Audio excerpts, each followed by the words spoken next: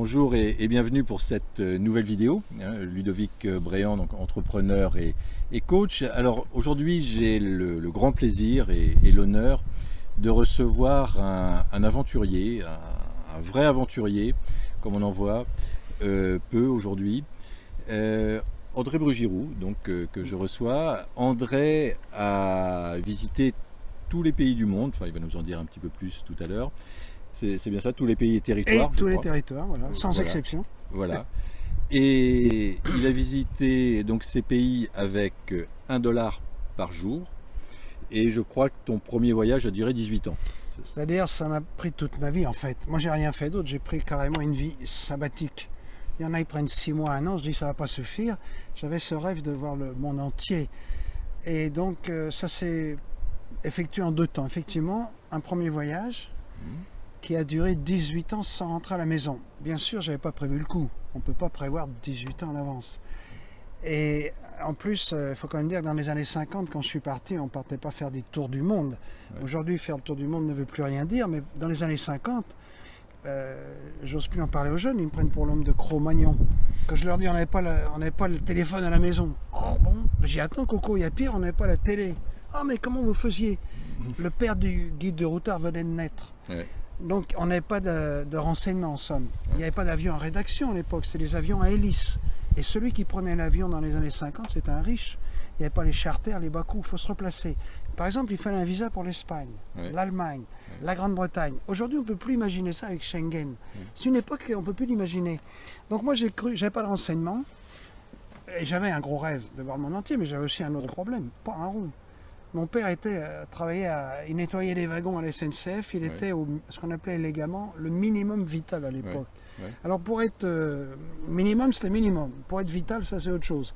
Aujourd'hui, en France, quand on ne veut pas changer un truc, on change le nom. Alors ça s'appelle le SMIC ou le SMIG. Enfin bon, en tout cas, il n'y a toujours pas plus à la fin du mois d'ailleurs. Et donc, j'avais pas d'argent, pas de renseignements. Et j'ai cru que ce rêve-là, et personne tournait comme aujourd'hui, il faut quand même le dire. J'ai cru que ça resterait c'était un rêve fou, impossible.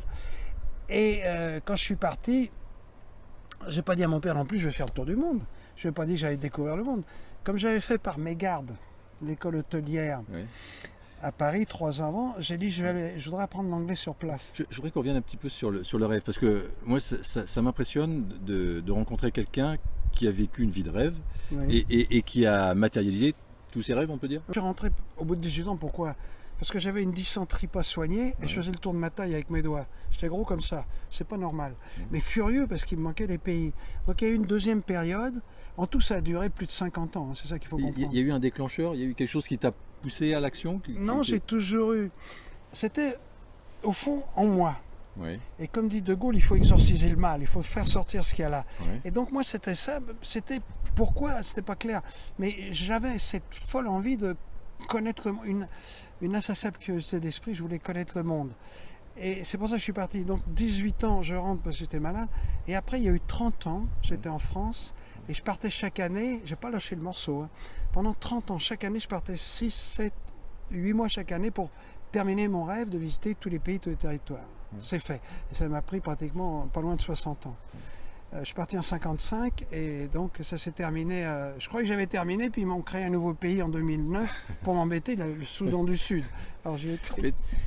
Tu m'as expliqué que plusieurs fois tu aurais pu te poser, plusieurs fois tu aurais pu trouver, on t'a proposé je crois des très bons boulots.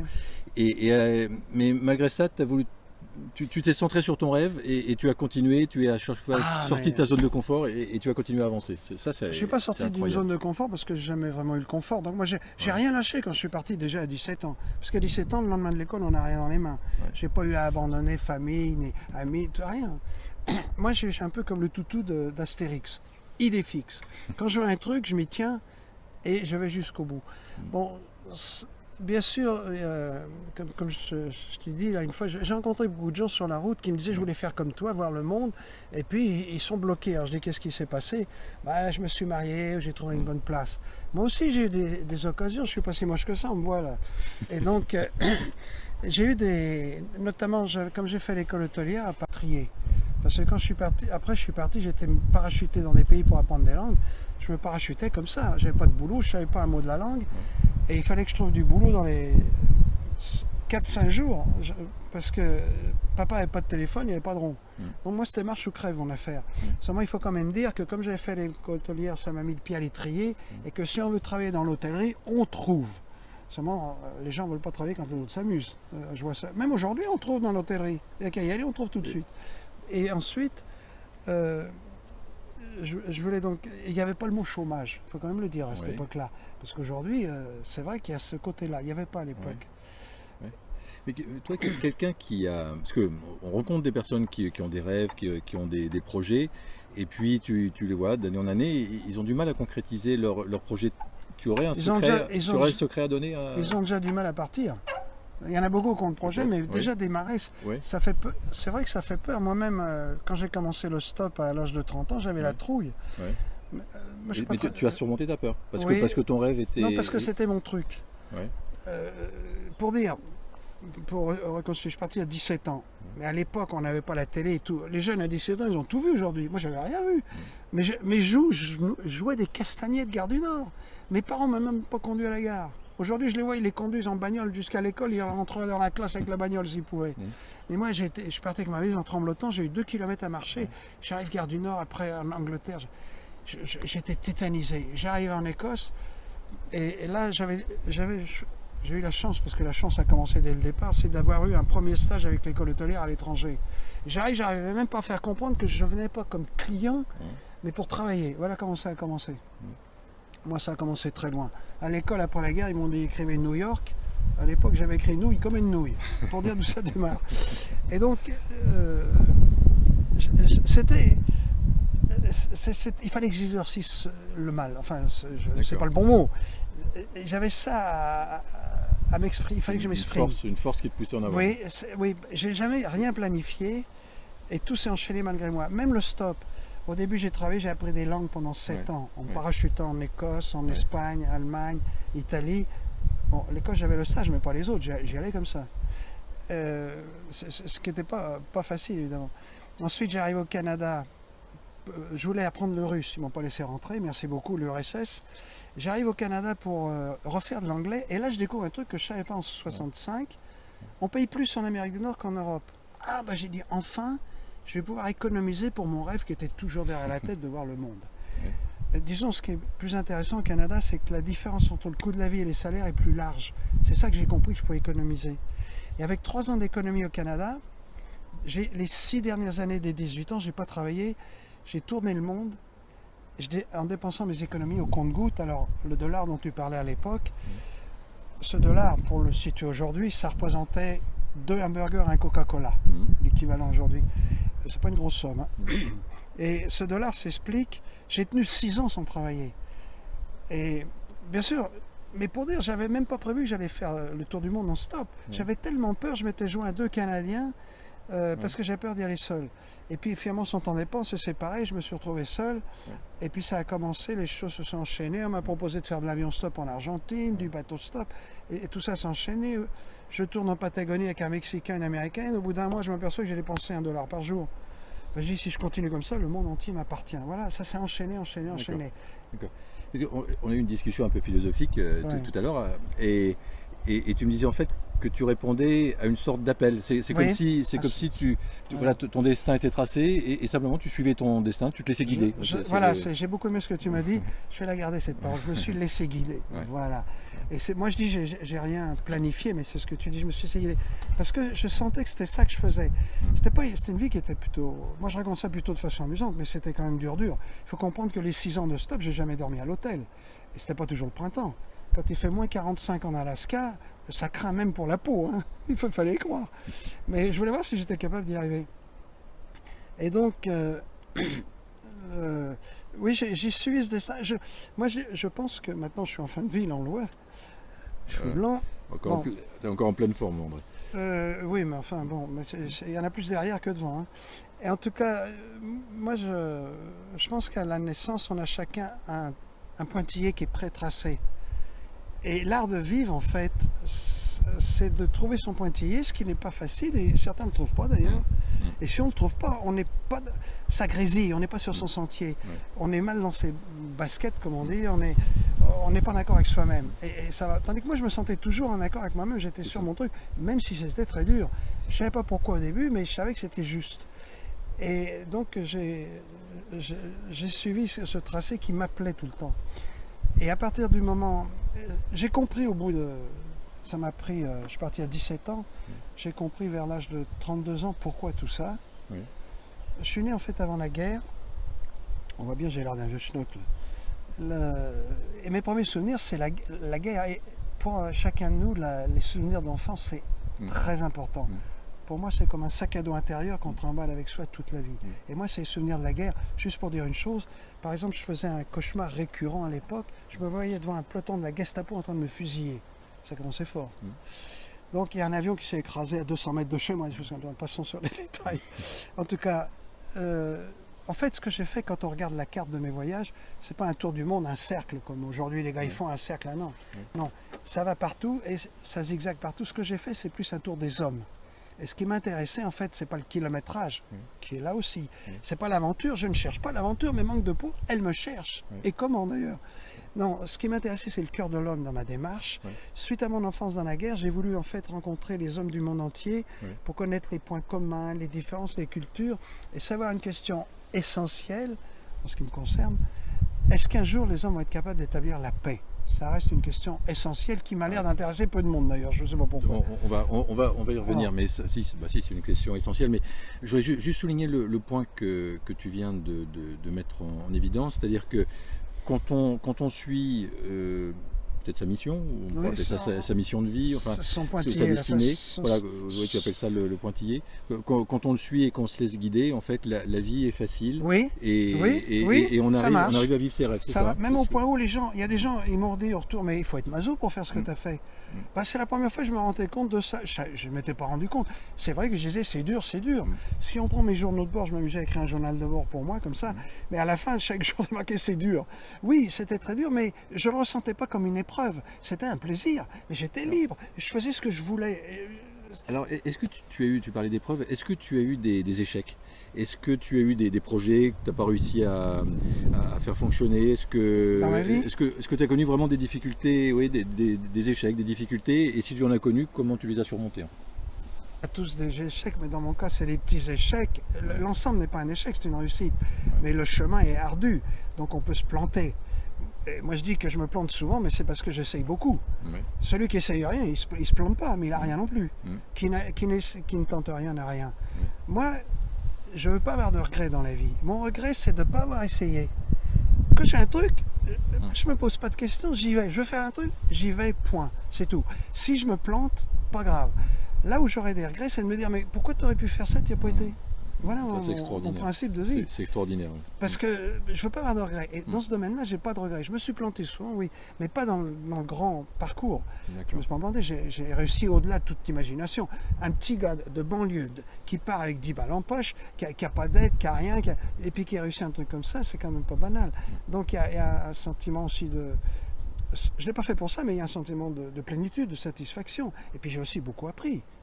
C'est ça, j'ai tellement appris qu'aucune université aurait pu m'enseigner ce que j'ai appris sur la route. Tu pourrais nous dire ce que tu as appris justement sur le monde qui nous entoure, ce que tu as appris sur les hommes aussi. On va peut-être commencer par ce que tu veux. C'est ça qui est important, c'est l'homme. C'est en point de mire. Parce qu'il y a des gens qui disent l'argent pourrit tout. Ah bon? Non, moi je trouve pas qu'il pourrait rien du tout l'avant. Prenez un billet de 20 €, vous le plantez là sur la table. Il ne va pas rester longtemps, mais en tout cas, il fera ni bien ni mal, mais ce qui est important, c'est l'homme qui est derrière. Suivant ce qu'il va faire avec. S'il fait des tanks ou des hôpitaux, je schématise. Donc c'est pas l'argent qui est en question, c'est l'homme. On revient toujours que c'est tout. La paix dépendra de l'homme aussi. En fait, ce que j'ai appris, pas besoin de faire tout ce voyage que j'ai fait, mais moi j'ai pu le vérifier. Je l'ai résumé dans dans le titre de mon premier livre. En fait, la Terre n'est qu'un seul pays. Voilà, je pense que ce qui résume tout ce que j'ai appris. La Terre n'est qu'un seul pays. La phrase complète, elle n'est pas de moi, c'est « La Terre n'est qu'un seul pays et tous les hommes en sont les citoyens ». Bon, il n'y a qu'une seule espèce humaine. Ça, on le sait intellectuellement, mais je l'ai vérifié. Et moi, je dis, quand on voyage, si on a l'habilité d'aller au fond du cœur des gens, on est partout chez soi. J'ai pris des leçons de savoir-vivre dans le tiers-monde. Pour savoir ce que veut dire le mot frère, il faut aller en Afrique. Il y a des choses comme ça. Il y a des gens qui m'ont... Je ne peux pas les oublier, ils sont entrés dans mon cœur par de simples gestes. Mais il n'y a qu'une espèce humaine. Tous les êtres humains sur Terre ont des sentiments et des... On vit tous en fait entre deux pôles opposés communs, la joie et la peine. Personne n'échappe à ça. Donc il n'y a qu'une espèce humaine. Et heureusement qu'elle est différente, sinon ça serait invivable. Un jardin de roses, par exemple, c'est peut-être une belle fleur, la rose, mais s'il n'y a que des roses, c'est très monotone. Moi, derrière Bruno où j'habite, il y a Mandron-les-Roses. Il y avait des champs de roses, c'était monotone, pas joli. Mais un jardin où il y a des fleurs différentes, il est beau. Et donc, tout ça, toute cette expérience, ces rencontres, Alors, te laissent positif sur l'humain et sur l'avenir de l'humanité. C'est surprenant, oui. En fait, pourquoi tout ça? C'est que je me suis aperçu au bout pendant le stop, donc au bout de 12 ans que j'étais parti de France, ma question c'était de savoir si la paix, est-ce qu'un jour les hommes vont être capables d'établir la paix? C'était ça.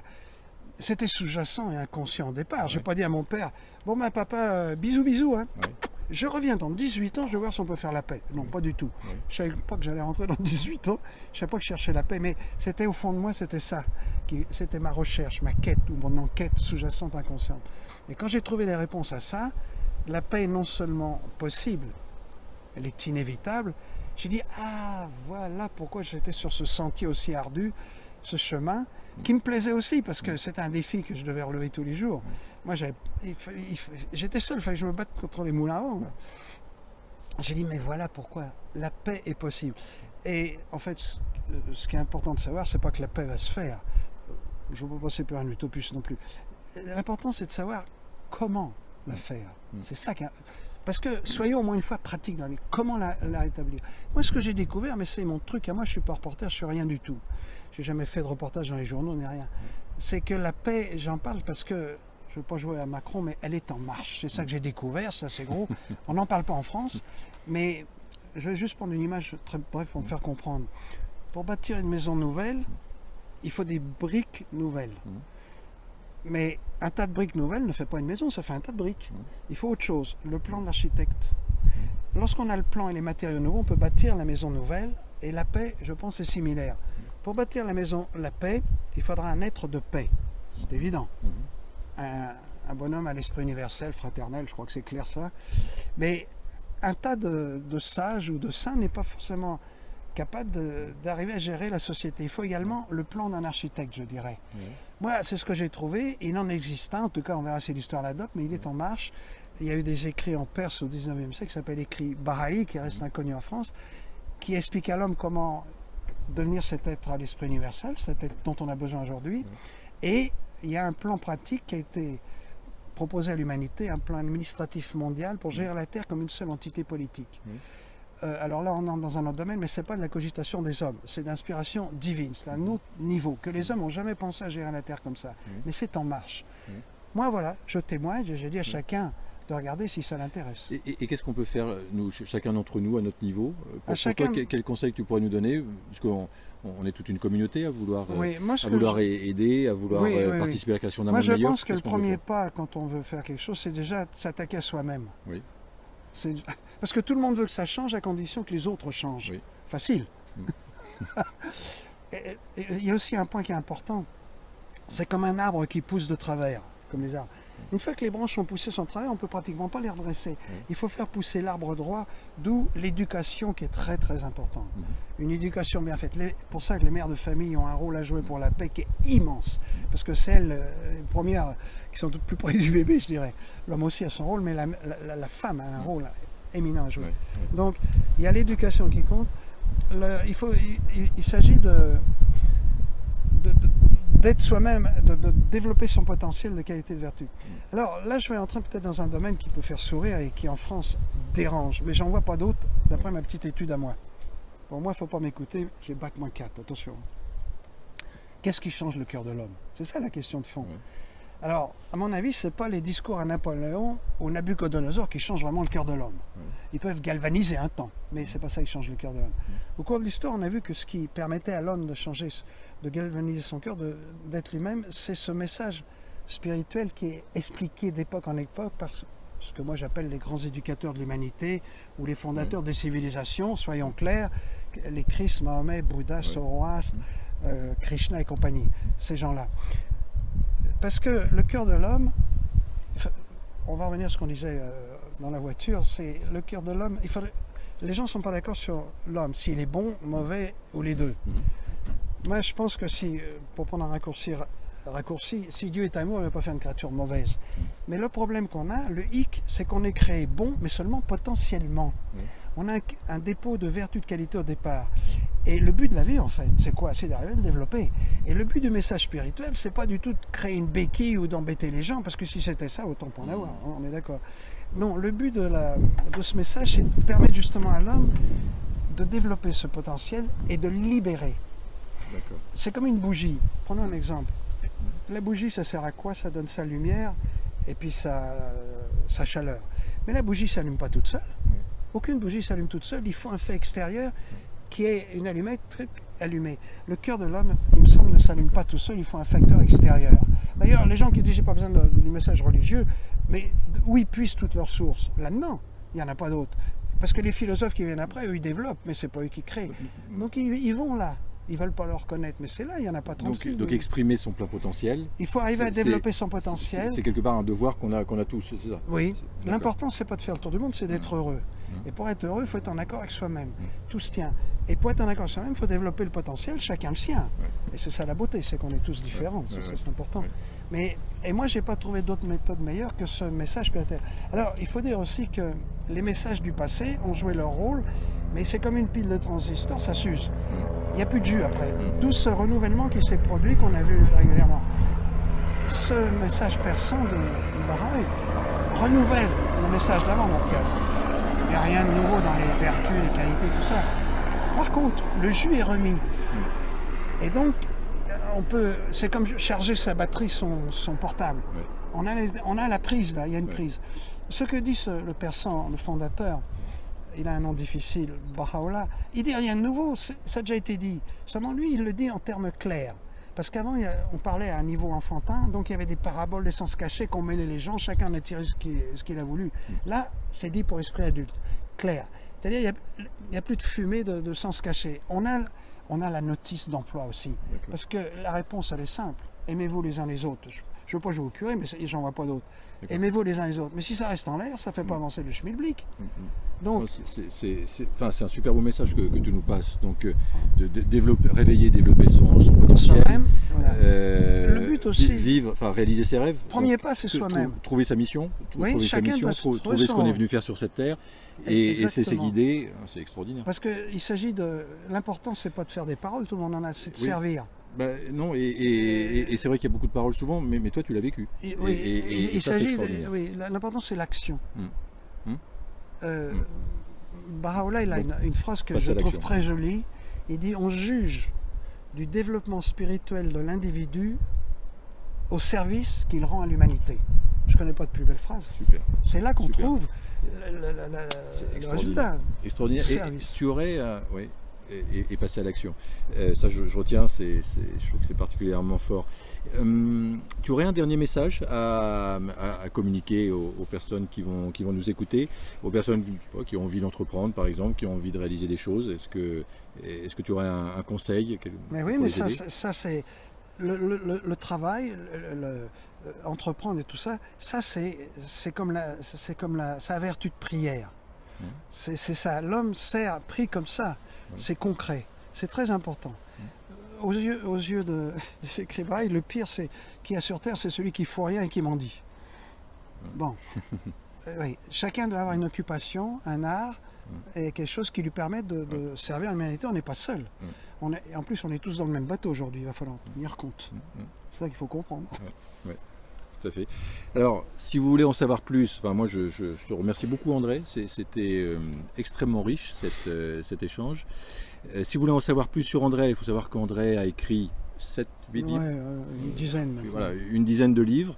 André Brugiroux, le plus connu peut-être pour te découvrir, quelqu'un qui ne te connaît pas aujourd'hui. Il y en a deux. Mon premier livre chez Lafon qui s'appelait justement La Terre n'est qu'un seul pays, qui raconte les 400 000 km en stop et ma découverte de cette réponse pour la paix, qui était bouchée. Il y en a un autre qui est sorti récemment, écrit par un journaliste, et qui s'appelle L'homme qui voulait voir tous les pays du monde. Et lui raconte l'ensemble des 60 ans. Là. D'accord. Tandis que moi, celui-là, le premier, raconte que le stop, les premiers 18 ans. Et tu as participé à de nombreuses émissions de télévision. La dernière, il n'y a pas très longtemps, il y a quelques mois, avec Frédéric Lopez. Donc voilà, vous pourrez également. J'ai un autre trouver- livre qui explique ce que j'ai appris, parce que comment établir la paix, comment elle est en marche là, Ouais. qui s'appelle Le prisonnier de Saint-Jean d'Acre. C'était ce persan qui a révélé donc, et qui a expliqué aux hommes, qui a proposé un plan. Alors à chacun de juger, voir si ça peut lui servir à lui Ouais. et au monde. Voilà. Super. Merci beaucoup André, c'était extrêmement intéressant. Merci. Non, mais merci à toi, je vous souhaite le meilleur et je vous dis à très bientôt.